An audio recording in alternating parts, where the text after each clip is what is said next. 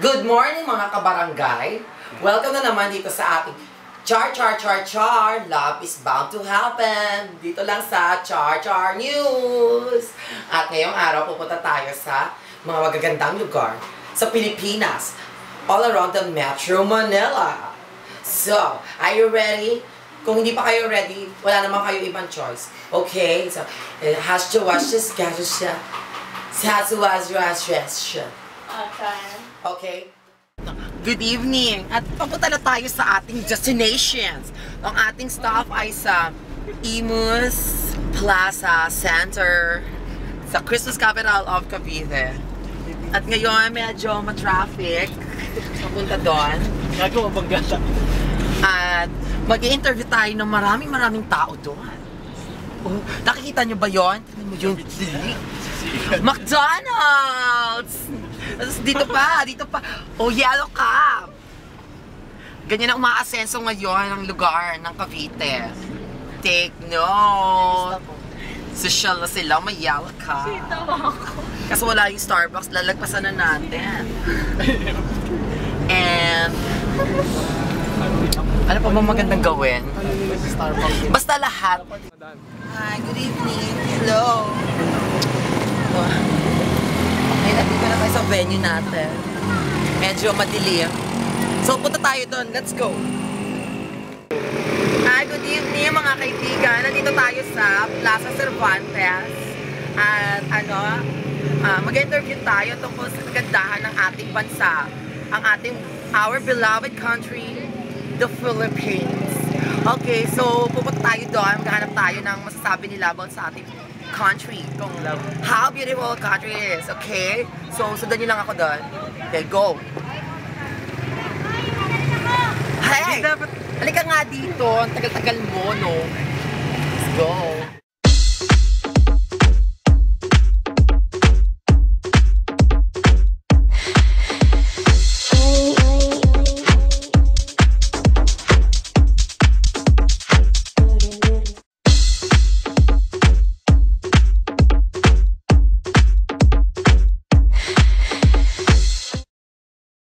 Go.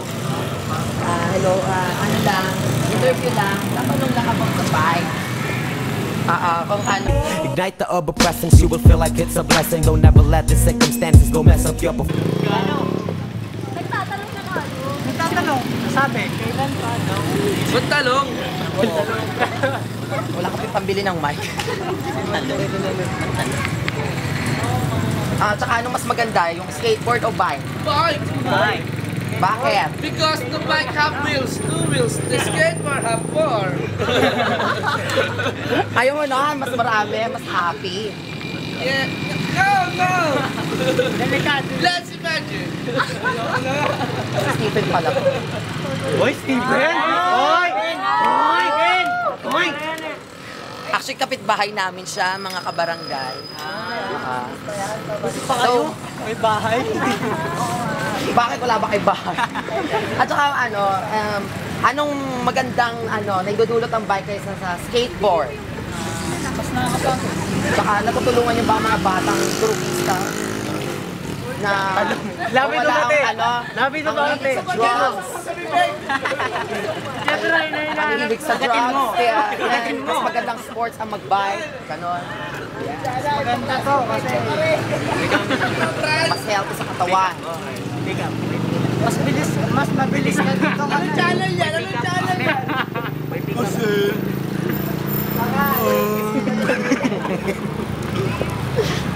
Okay lang siya, mga kaibigan. ano ba yan? Camera! Ba't kano nakalagay? Bomba ba yan? Harap na dito, Si Karen dami na. So ano pa? Ha? Ano pa masasabi mo about sa bike? Yung maganda? Kasi ang bike kasi pwede mong paghangkasan. Bagay, no? Skateboard. Kapag nagdi-date ka, pwede yung angkas ka dyan, no? Diba? Oo, pag nag-skateboard, dalawa kayo skateboard, bakit ako? Oh, no? Di nakatayo lang. Tama, may point ka doon. Tsaka, wala sa street. Tsaka mas madaling pag-aralan ng bike. Tricycle, ayaw mo? Hindi mo try tricycle. Tapos mali pa rin mo. Tricycle. Yung ganyan, 3 wheels. So, pag ganyan. Sorry. Ayoko ng tricycle.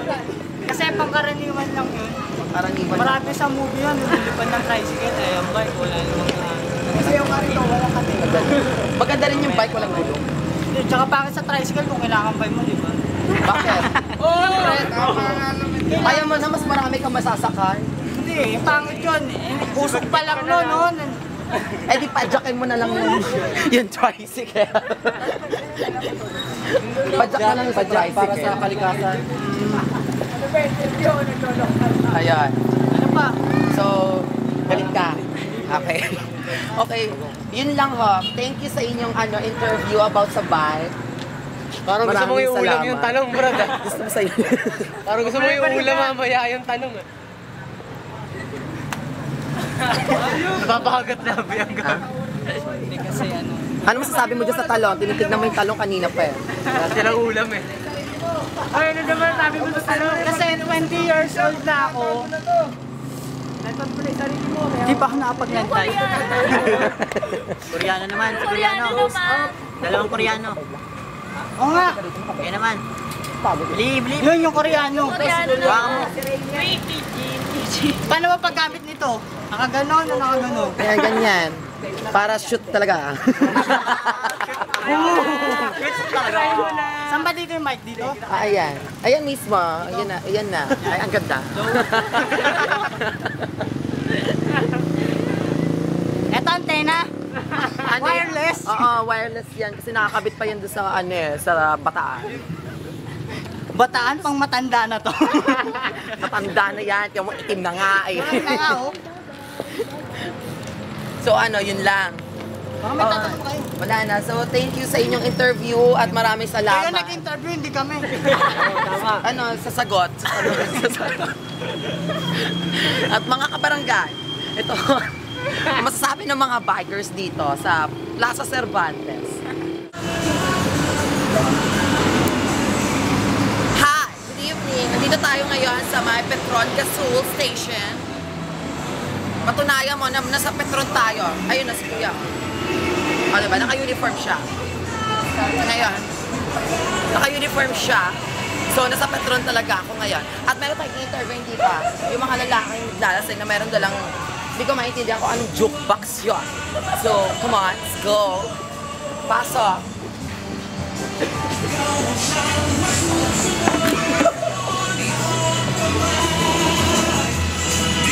Hi, good evening mga friends. Actually, di ko sila kilala. Pwede ba kayo ma-interview? Yo, it's just another day to rewrite my verses, revise in a row. Assimilate the scriptures, folks. It's religious and personal. It's only bottom line, okay? So, ito yung mic. My mom was saying. Where's my momo? Dito taga ako sa salita. Taas mo. Dito mo yung salita. First question, bakit kayo nandito sa Petron? Hindi wala kami kasi wala kami magawa sa bahay. Bakit? Kasi mas maraming magagawa sa labas. Like what? Pagtambay. Tambay, then pag-drink. Yan. So, Magyosi. you Magkwento. think na malalasing ka sa C2? Hindi naman. Pero nakakapamatid siya ng ulo. Oo. Mahilig pala siya uminom ng C2. Eh, ano naman tong box na to? Bayan ang kalapati ni Ronald. Kasi doon siya nag-aalaga ng mga minsan dati lovebirds. Patingin niya na likod. Dito pumapasok tapos dyan nag-iitlog yung mga ibon. Mga lovebirds. Eh, ano namang hilig? Bakit naman nahiligan niyo yung ibon? Hindi aso, pusa, tiger. Tanungin kita, O bakit? hindi ka ba mahilig sa ibon? Hindi. Ayaw niya sa ibon. Maganda kasi mag-alaga ng ibon. Bukod sa may itlog ang ibon. Lumilipad ang ibon. Lumilipad ang ibon. Lumilipad. Tsaka pag mainit, nagpapawis sa mga ibon. Nagpapawis ang mga ibon. Bakit? Ganon din ba ang nangyayari sa bird mo? Yung mga bird ko sa bahay, okay naman sila, mabilis sila lumabas. Marami pala siyang bird. Marami nang naiitlog ang bird ko. Ay, marami na pala itlog ang kanyang bird. Mga ilan? Nakatatlo na. Tatlo lang? Tatlo Mahina lang. ka pala sa tiger. Eh, alam mo naman, iba ang ibon sa kuneho. Sa kuneho. Talaga, ba't ano naman meron sa kuneho? Ang kuneho kasi, maapat yan sa kada minuto.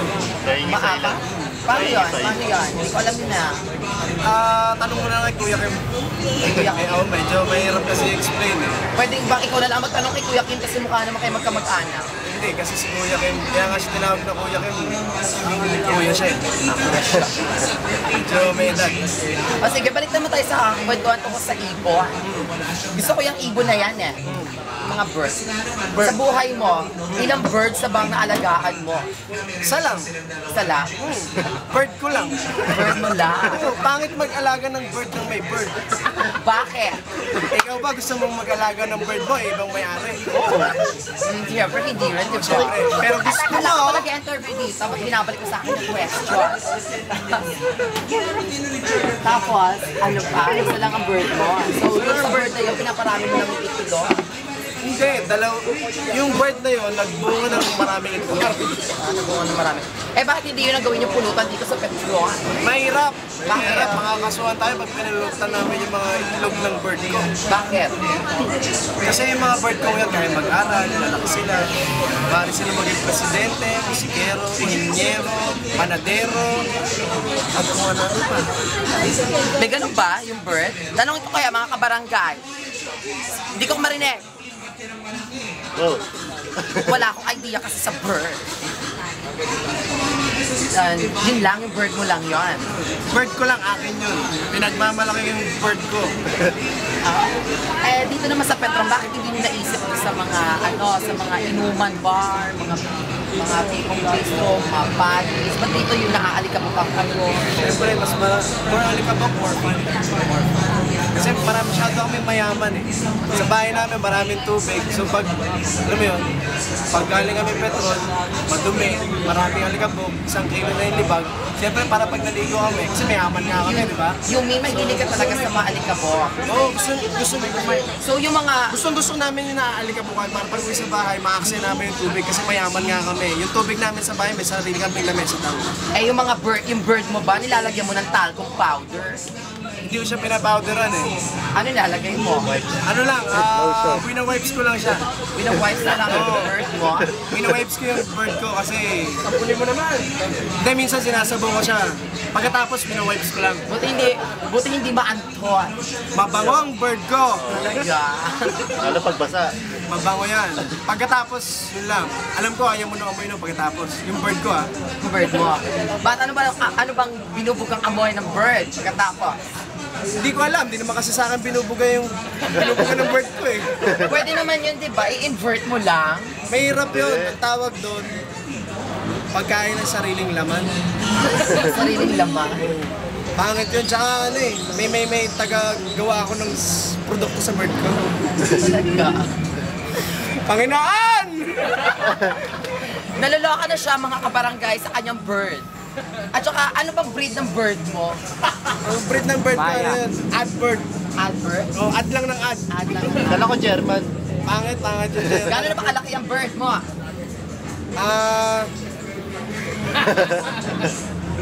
Masyadong malaki to eh. Maliit pala yung bird mo. Wala ka pala eh. Tulog pa eh.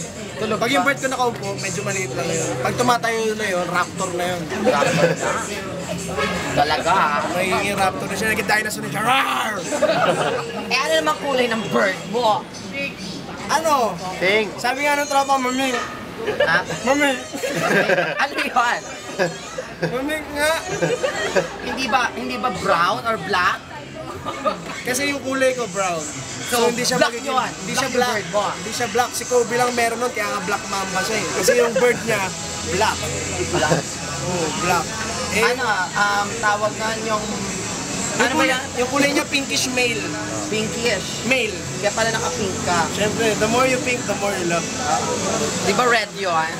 Baliw pala siya. Mama Mary! Bakit? Gusto ba ng bird mo si Mary? Oo naman! Mariang Palad. Sakto si Mary! Si Mary ay nandun. Sa aking palad. Ano sa akin palad? Kasi wala pa cellphone lang yung nasa palad ko. Tsaka mahirap mag-Mary sa palad. Mahirap mag-marry sa palad. Saan mo gusto mag-marry? May taga-marry sa palad. At ngayon, mga kaibigan, narinig na natin ang kanyang panig. So, I will say thank you and bye-bye for the question. Question, siya So, okay nagbigay na ng yan? question.